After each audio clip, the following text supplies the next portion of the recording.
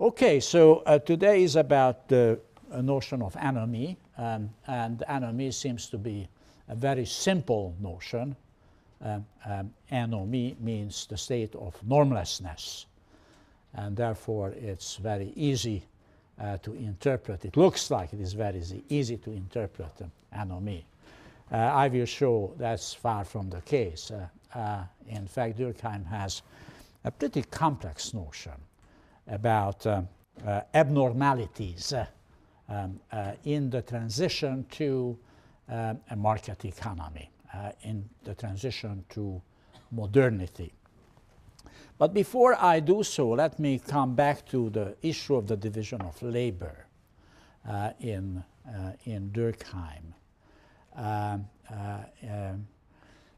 Though, you know, he stages the book with the idea of collective conscience and goes along lengths explaining why he's using law as an indicator of collective conscience, and we discussed that at great lengths. When it comes describing the crucial differences between mechanical and organic solidarity, he doesn't make much out of it, really.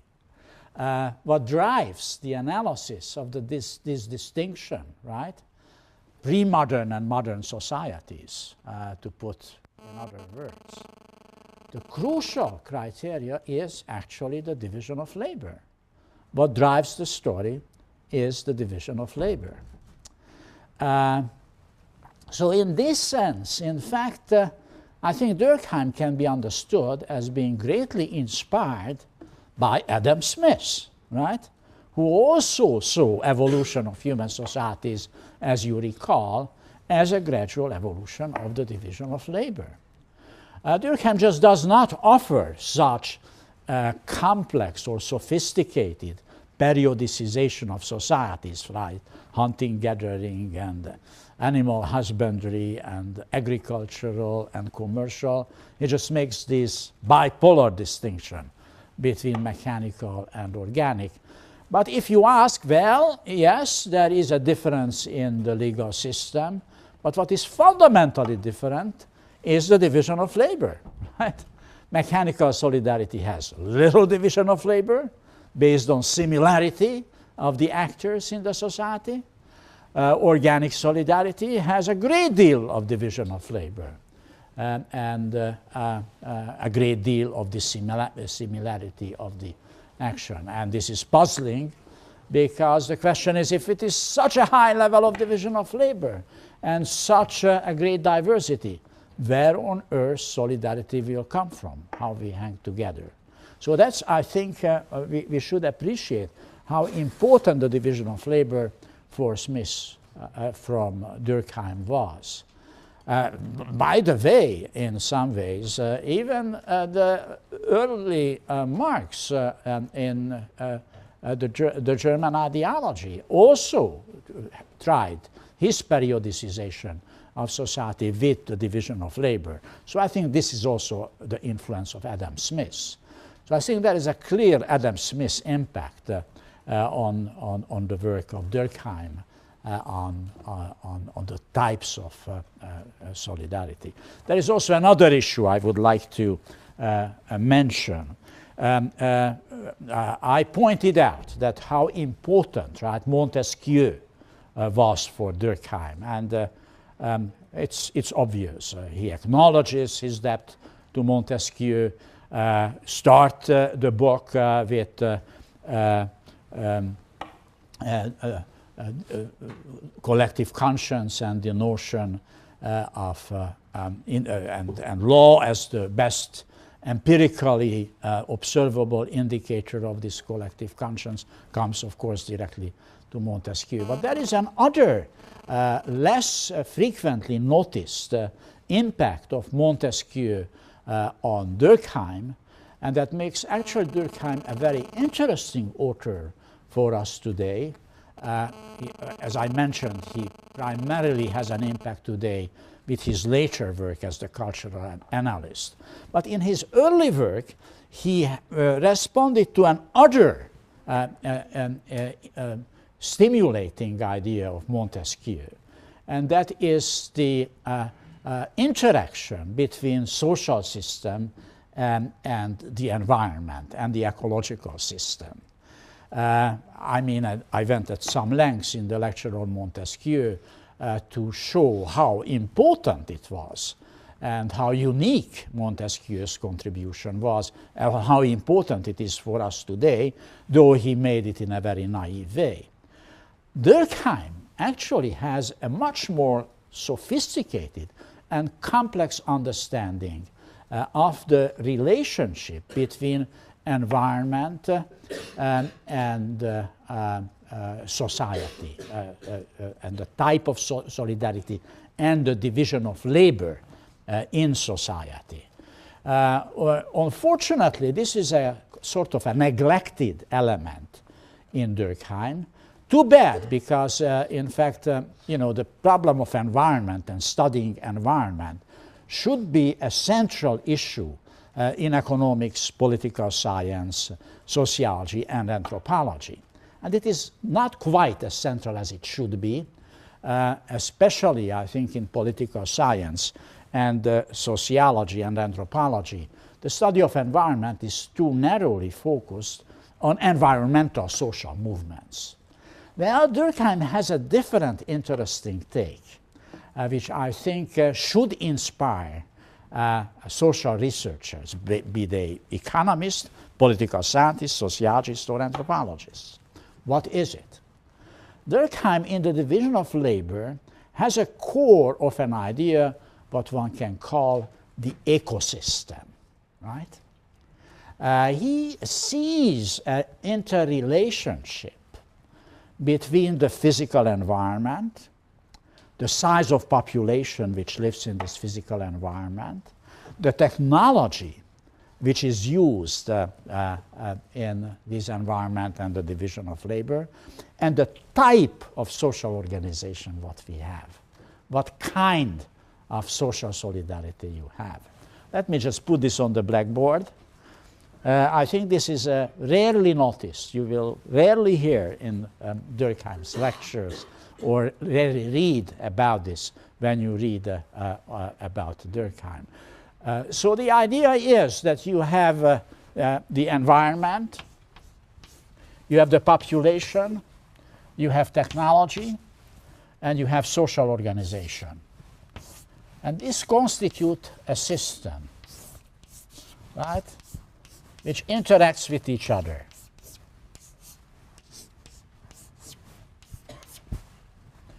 And what ought to be studied is really this whole system. And, you know, of course, technology has a lot to do with division of labor. Right? And that's what can be called the ecosystem. He doesn't call it this way, but environmental researchers would call it today as the ecosystem. And I think this is an extremely productive way for social scientists to think about the problems of environment, right? And let me give you an example. Why don't you think about Southern California, right? Southern California, before the Europeans appeared on the scene, right, was a very dry climate, suffered from the lack of water resources. So the Los Angeles basin probably could accommodate a livelihood for something like 20,000 people, right? These 20,000 people, right, lived in this very arid environment, used very elementary technologies, and had a very limited division of labor. So the population size was greatly affected with the technology and the environment, and they had mechanical solidarity, right? That was the way how society was organized. Now, today, we figured out how to solve the hydraulic problems for the Los Angeles basin for the time being. Don't hold your breath, because in no time we may have a major crisis. So in the same basin where 20,000 people lived, now 20 million people live, but they live at a very high level of technology.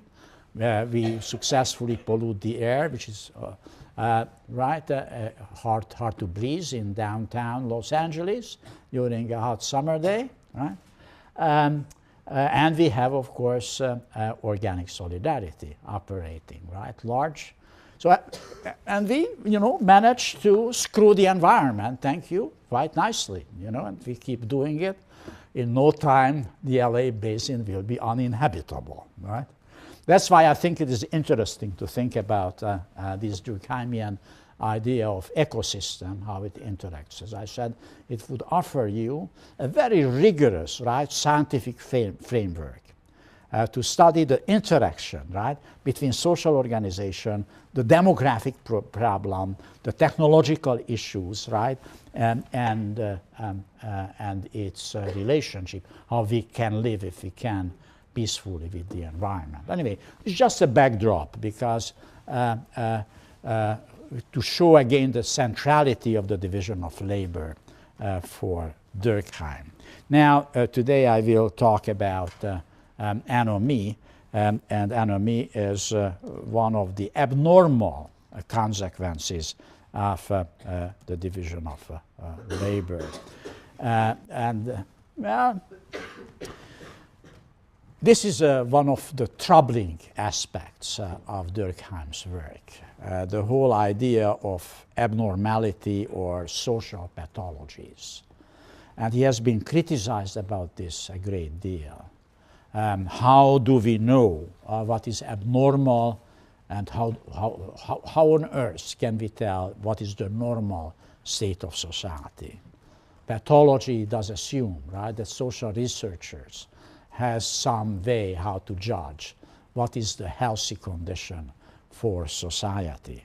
And this comes from Durkheim's early functionalism, as I said, right? He was greatly influenced by biology. He was not a biologist by any means. But as I pointed out, the whole metaphor of organic solidarity uses the human body, right, as the example, right? How in the human body diverse organs depend on each other to reproduce each other. And therefore, the word pathology is also borrowed from medical sciences. Society will have pathological features as well.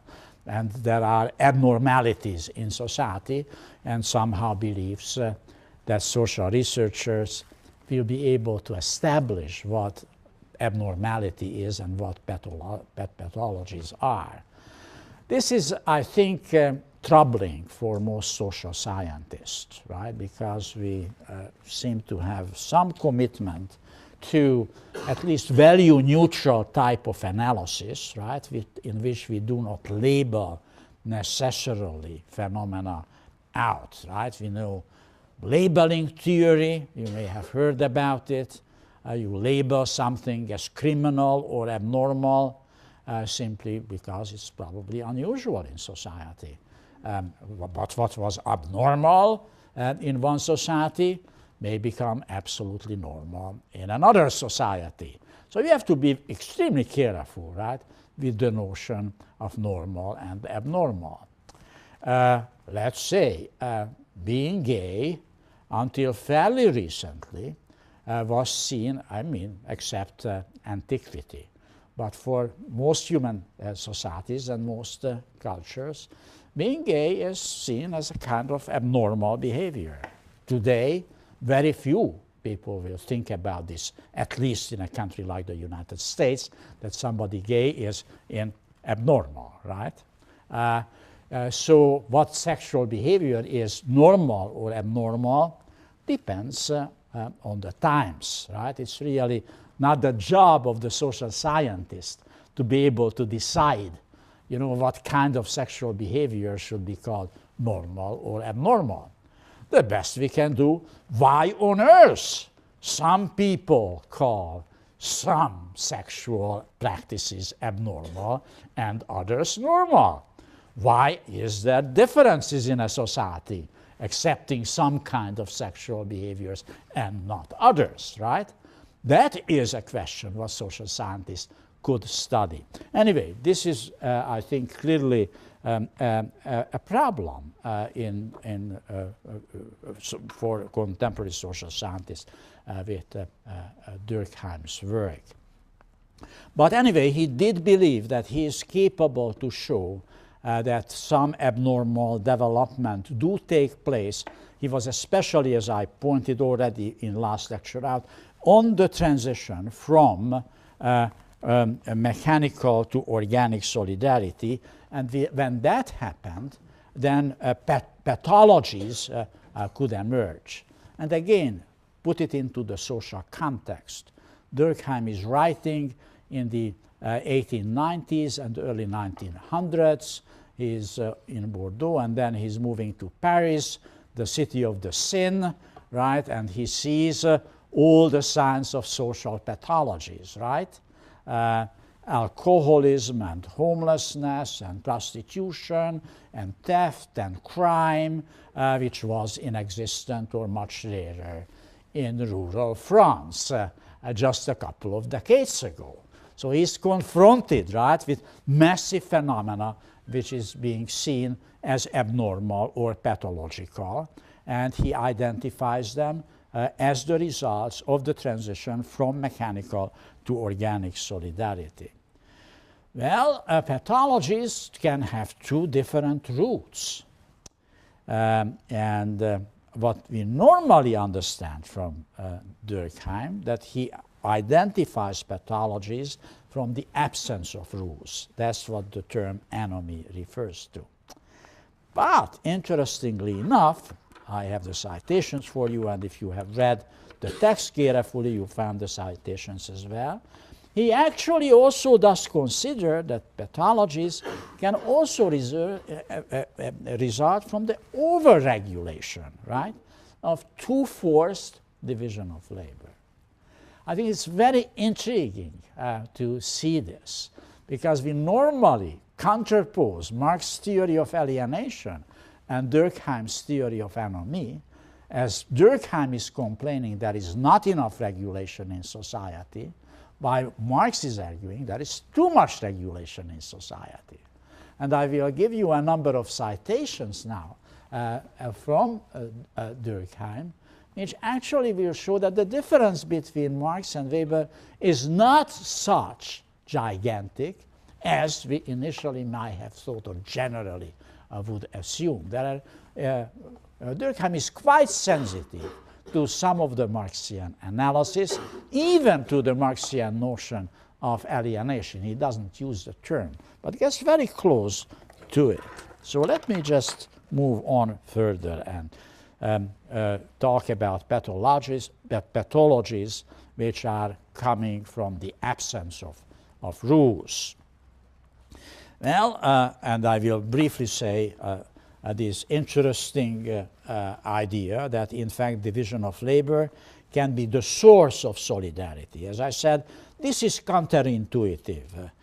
We did believe that solidarity comes from relatively small-sized communities where people are relatively similar, share the same values and the same system, same norms, and then they will have solidaristic feelings towards each other.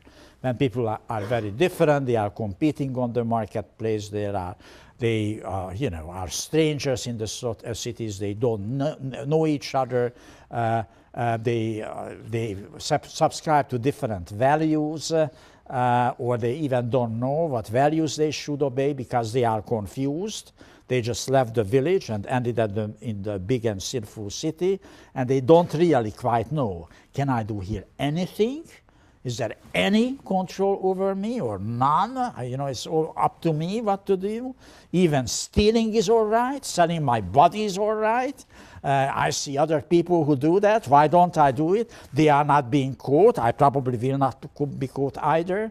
So that is a kind of, right, under these circumstances, when there are no similarities, why on earth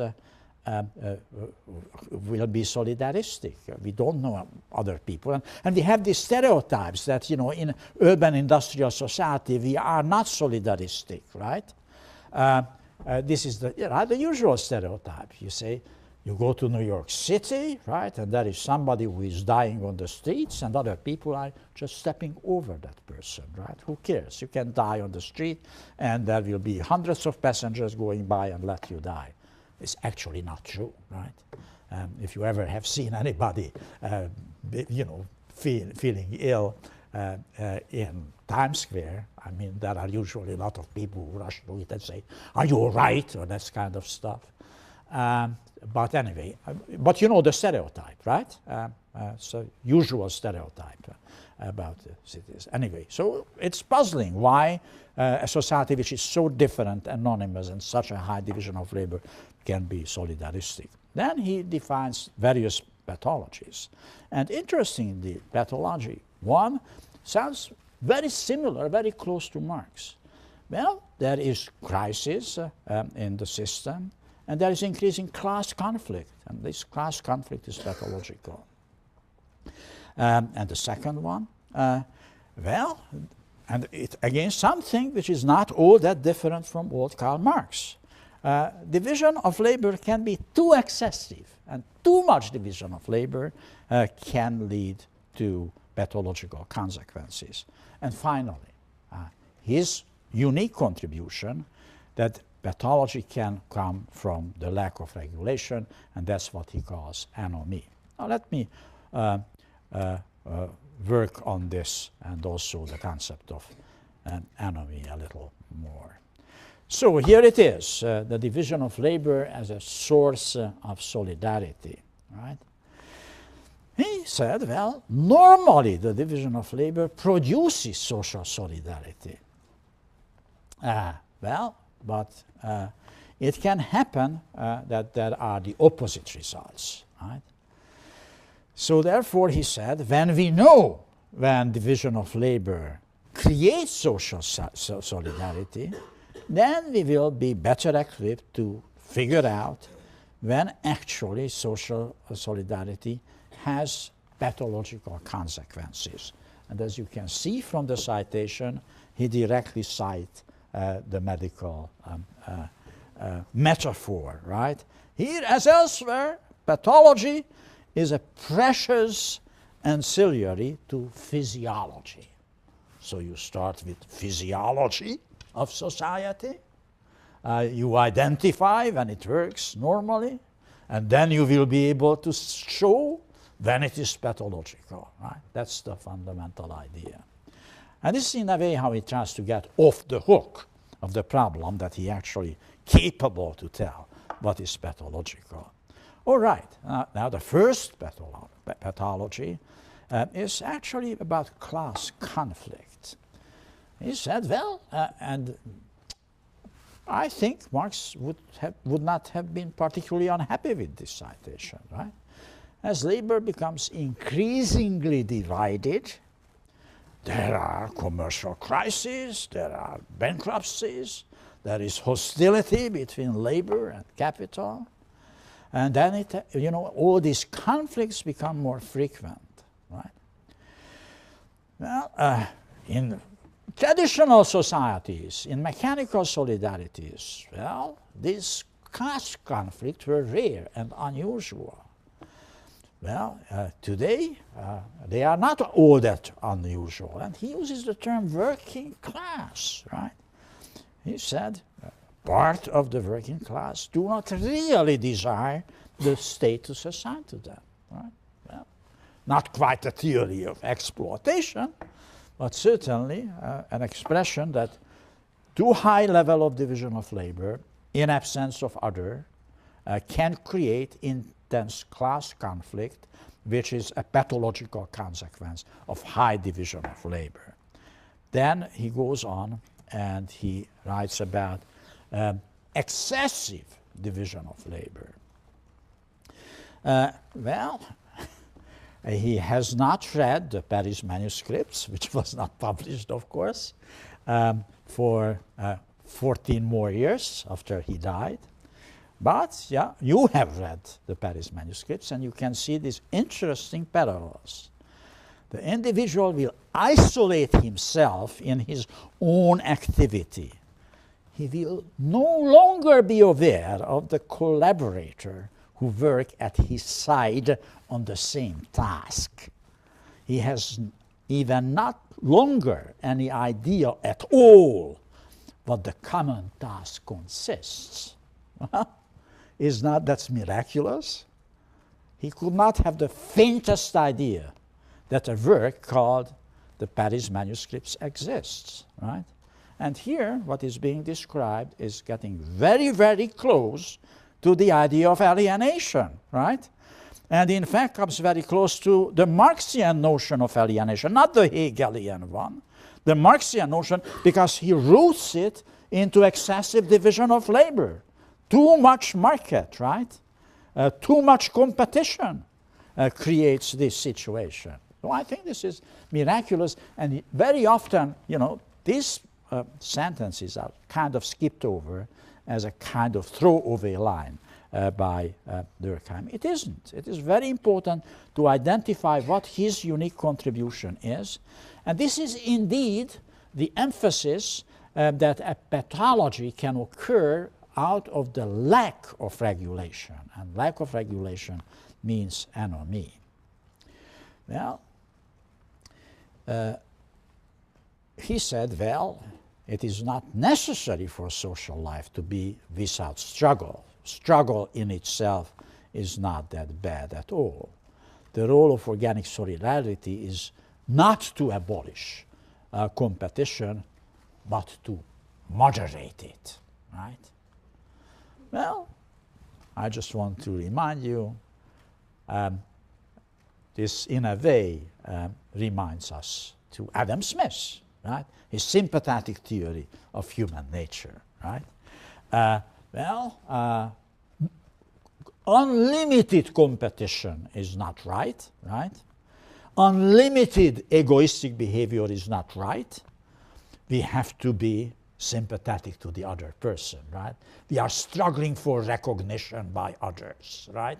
That is the idea where there is a similarity in Durkheim's and Adam Smith's analysis.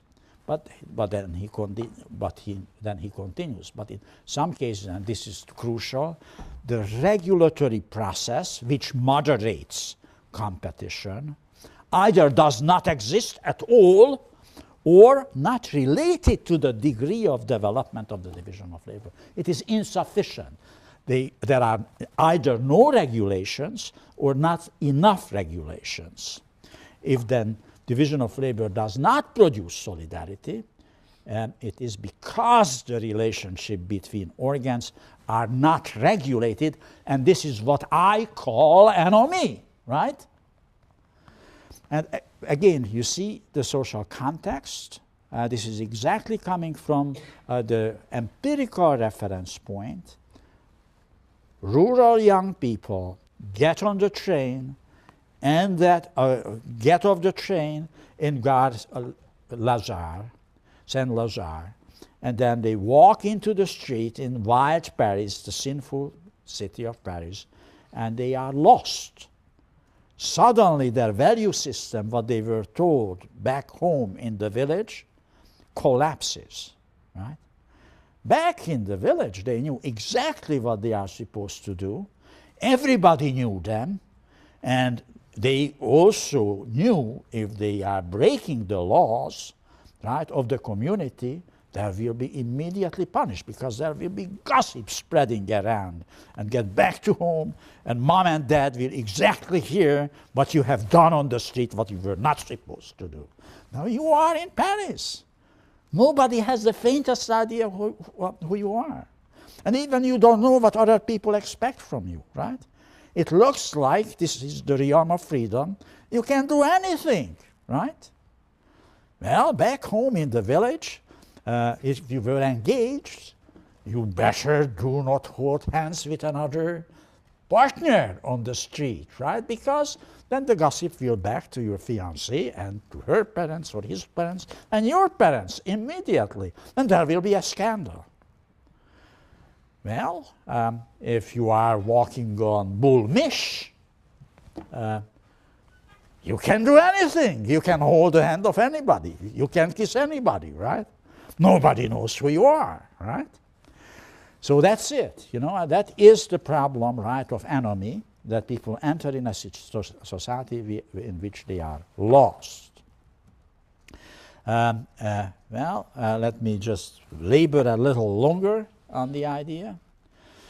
And here again see that even the notion of anomie, I mean, it's probably, I don't know whether how much it is he's making his argument too complex, or Marx's idea of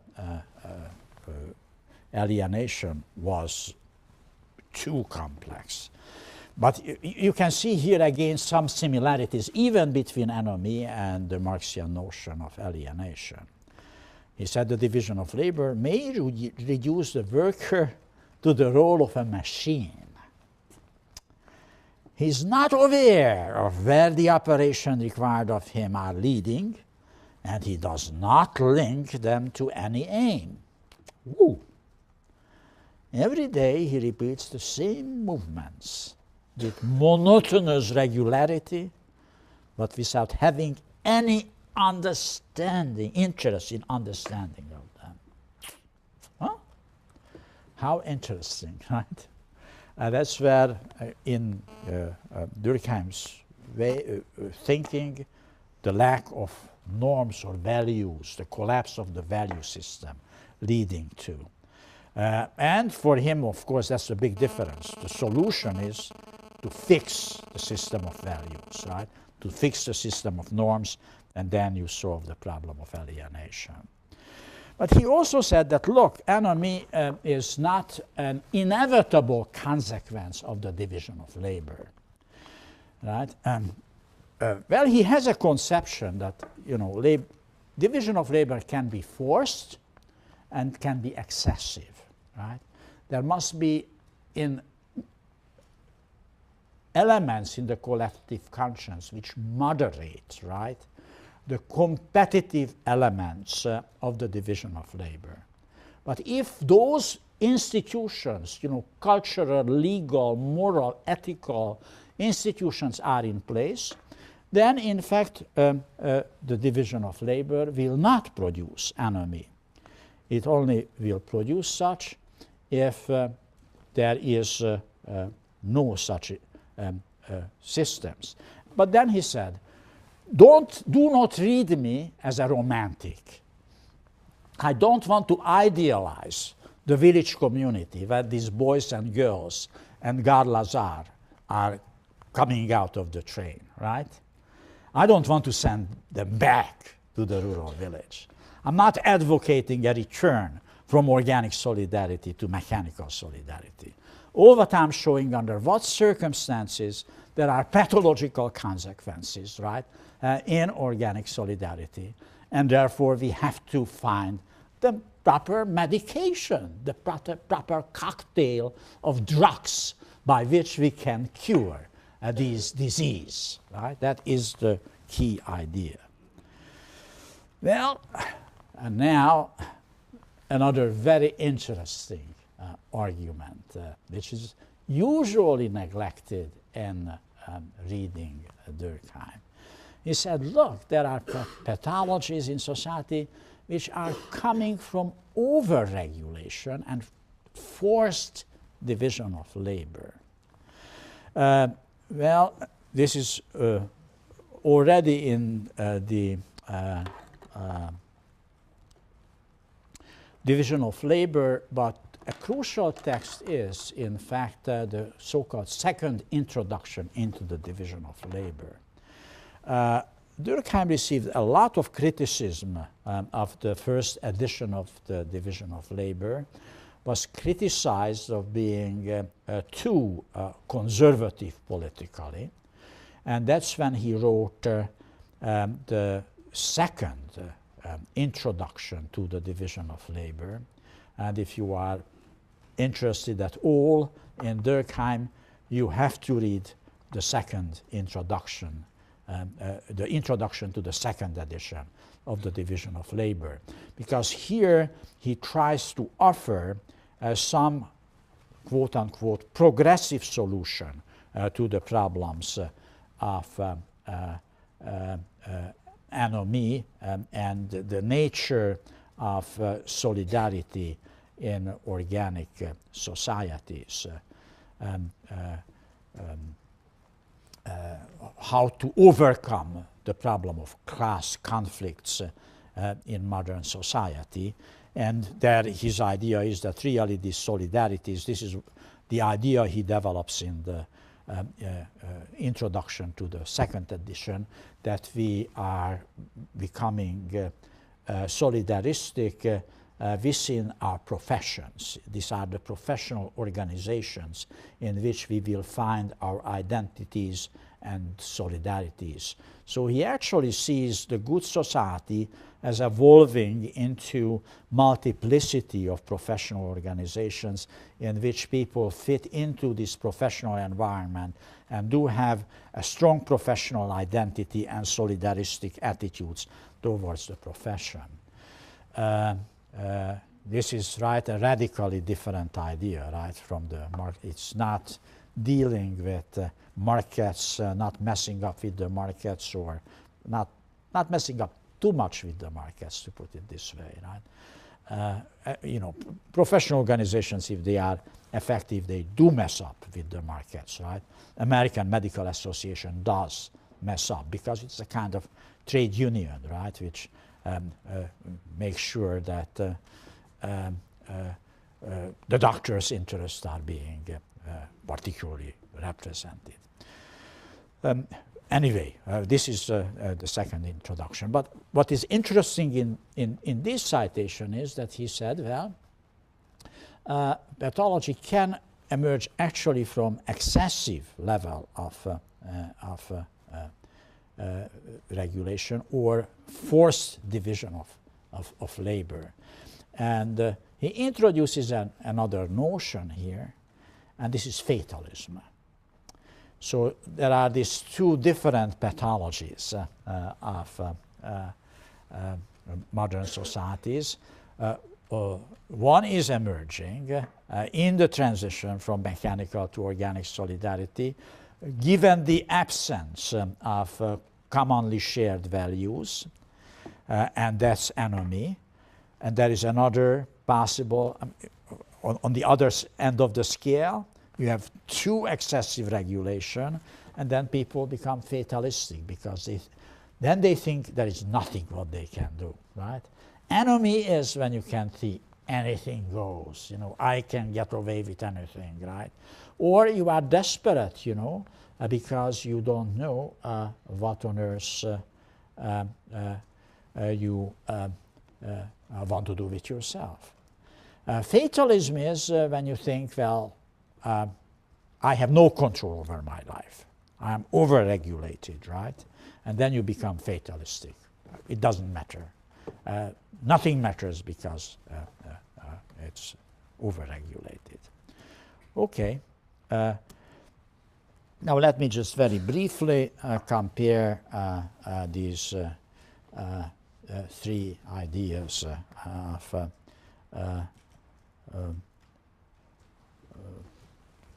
Marx, Weber, and Durkheim.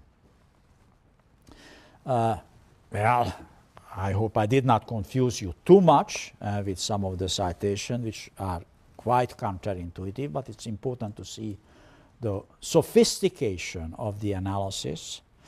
The bottom line, after all, is he said, look, my unique contribution to the study of pathologies of modern society is the theory of anomie, which says that temporarily in this transition we have a problem of absence of rules. This will be overcome because there is no reason why a properly moderated competition and division of labor could not create actually very high levels of solidarity. And the mechanism he suggests in the second introduction is, creation of professional organization and slotting people into professional communities as such. They are not going back to the villages, but they will be sort of belonging to professional communities and having solidaristic ideas and identities there. So this is the kind of a bottom line. He is sensitive to the problems what Marx is talking about. He understands that, yes, modern society does create class conflicts, and this is a problem because the working class very often feels ill-treated, doesn't use the term exploited, but you know, is unhappy with the position assigned to it. So he sees this is a problem. He also sees the problem that excessive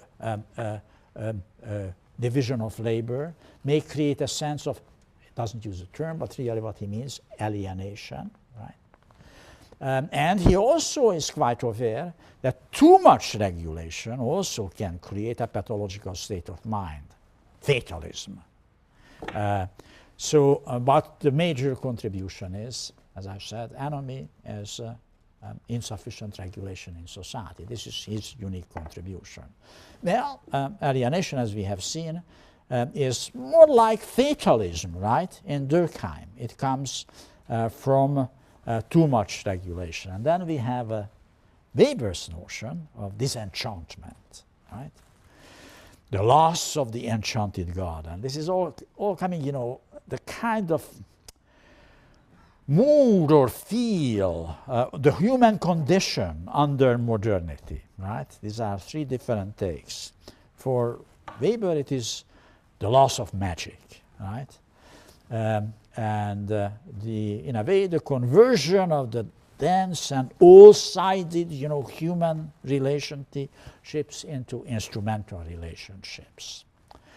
I think I briefly mentioned in the lecture on alienation, and probably also lecture on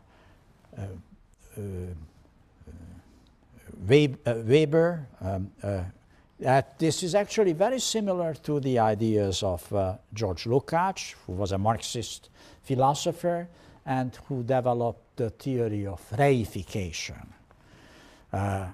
Weber is developing the theory of disenchantment. What is the problem of modernity? That we lost the enchanted garden, that we are too rationalistic, too cold, too instrumental. At a time when Lukács is shifting from Hegel to Marx and invents the idea of reification. And they happen to both live at that time in Heidelberg, and George Lukács, who was a young man at that time in his 20s, was a frequent guest in the Weber house, in the saloon run by Mariana Weber. So there is clearly a mutual influence on Lukács' unique interpretation of Marx's theory of alienation, that human relationships are becoming reified, and Weber's notion of instrumentalization of life, which is, I think, distinctly different both from the theory of anomie and alienation. Okay, a final note on Durkheim's theory of human nature. What was his theory of human nature? And here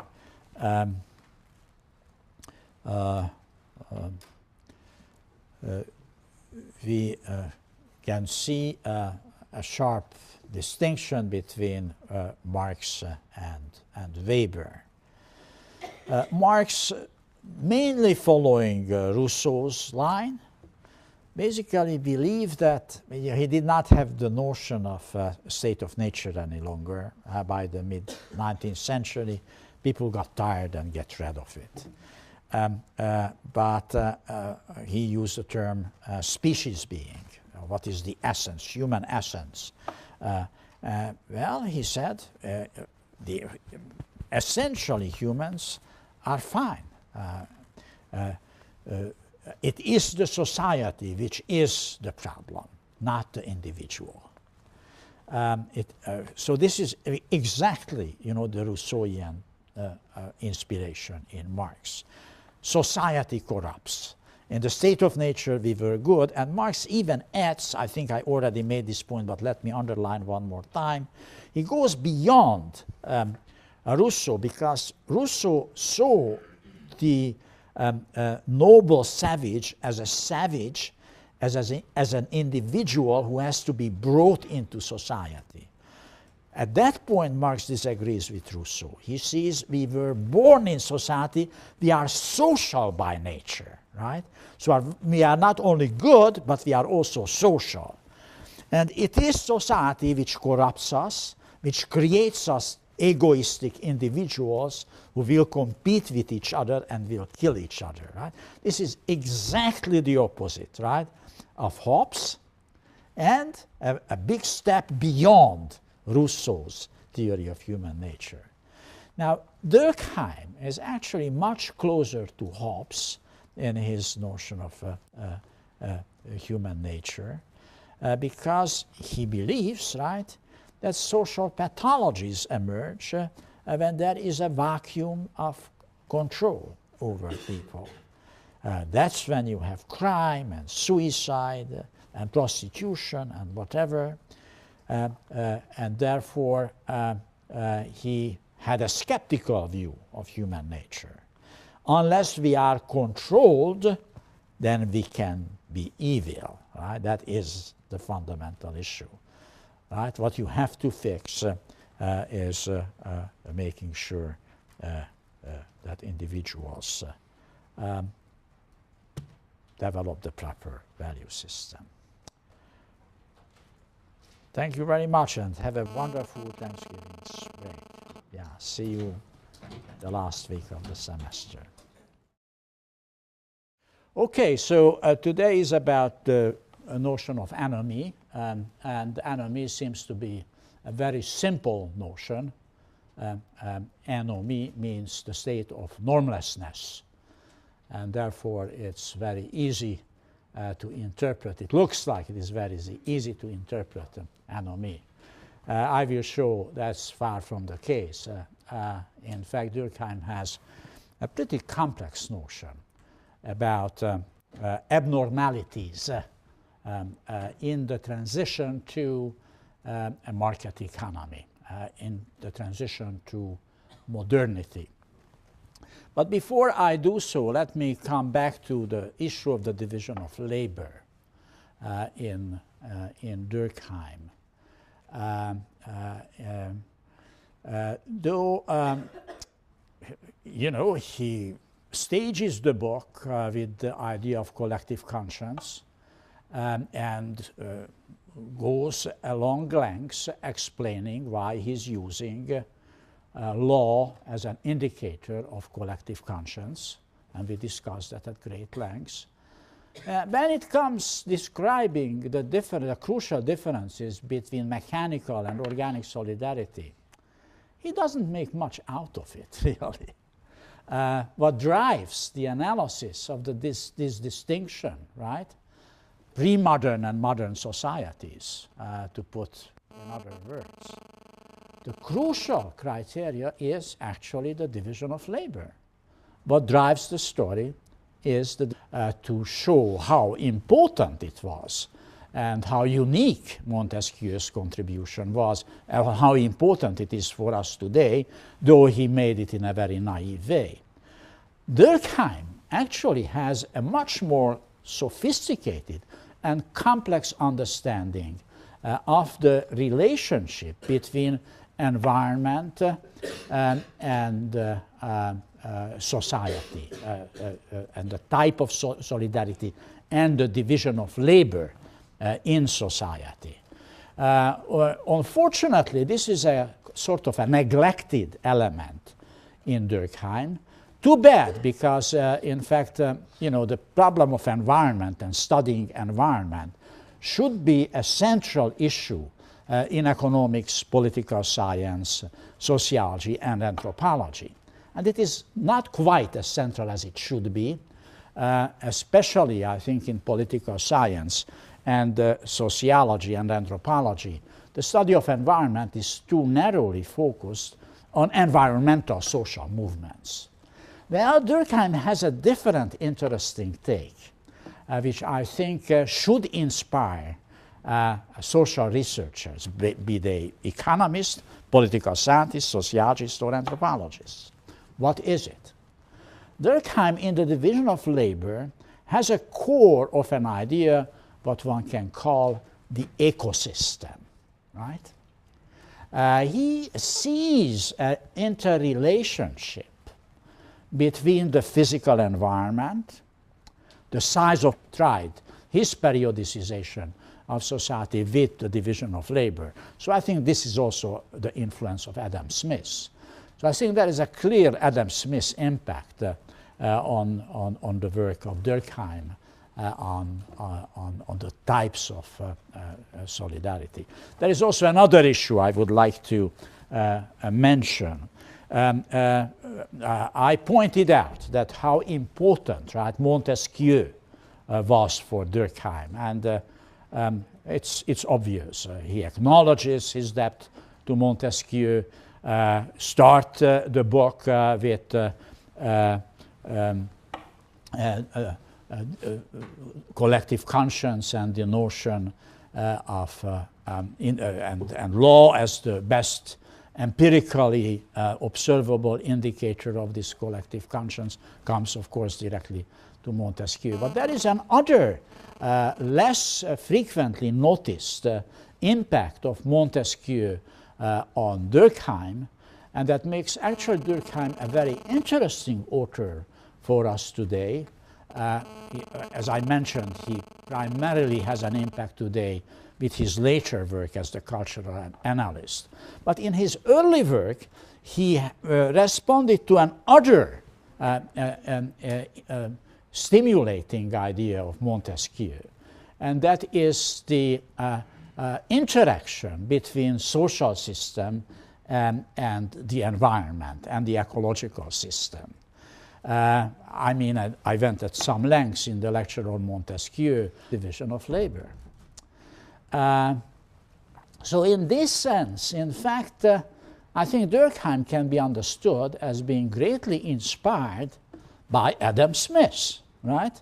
Who also saw evolution of human societies, as you recall, as a gradual evolution of the division of labor. Durkheim just does not offer such complex or sophisticated periodicization of societies, right? Hunting, gathering, and animal husbandry, and agricultural and commercial. He just makes this bipolar distinction between mechanical and organic. But if you ask, well, yes, there is a difference in the legal system, but what is fundamentally different is the division of labor, right? Mechanical solidarity has little division of labor based on similarity of the actors in the society. Organic solidarity has a great deal of division of labor and a great deal of the similarity of the action. And this is puzzling because the question is, if it is such a high level of division of labor and such a great diversity, where on earth solidarity will come from, how we hang together. So that's, I think, we should appreciate how important the division of labor for Smith from Durkheim was. By the way, in some ways, even the early Marx in the German ideology also population which lives in this physical environment, the technology which is used in this environment and the division of labor, and the type of social organization what we have, what kind of social solidarity you have. Let me just put this on the blackboard. I think this is rarely noticed. You will rarely hear in Durkheim's lectures or rarely read about this when you read about Durkheim. So the idea is that you have the environment, you have the population, you have technology, and you have social organization. And this constitutes a system, right, which interacts with each other.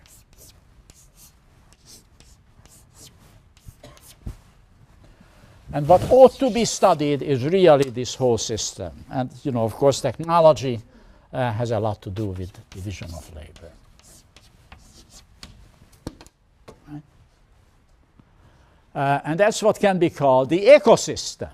He doesn't call it this way, but environmental researchers would call it today as the ecosystem.